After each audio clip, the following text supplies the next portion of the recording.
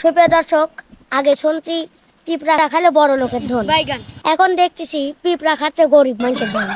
আসলে দর্শক, এই কথাটা কেন বললাম জানেন? আসলে পয়লা মনিটেশন পাইছে নু, আমার তো খুবই খুশি যে শালা কি না কি 1 মাসের গাদি গাদি টিকা কামাই করব। তো আসলে ভাই এখন দেখতেছি সেটা তা না, কিন্তু আসলে আমি যা চিন্তা করছিলাম তার উল্টিটা হয়ে গেল। কারণ আজকে ফেসবুকে ঢুকি দেখি, পেজে ঢুকি দেখি মাত্র 60 টাকা না 8 টাকা।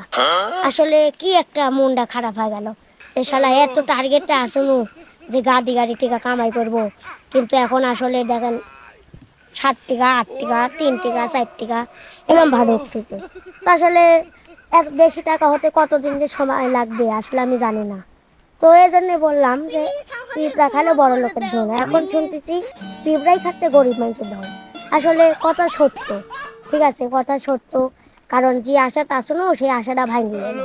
তো আসলে ভাঙিয়ে গেল, আর কি করার, দেখি করতে থাকি, প্রতিদিনের মতো করতে থাকি। ভাই আমার পেজে যান, যায় পেজ সার্চ দিবেন এবং আপনারা অনেকেই বেশি বেশি করে লাইক শেয়ার করবেন।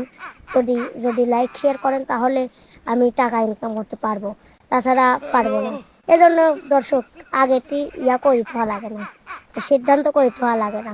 এই জন্য পরে উল্টিটা হয়। এই যে দেখছেন আমি কদিন ধরে সিদ্ধান্ত করি, এখন উল্টিটা হচ্ছে।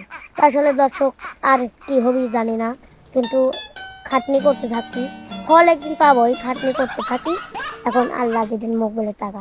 তো সবাই আমার জন্য দোয়া করবেন এবং সবাই আমার পেজে ধন্যবাদ।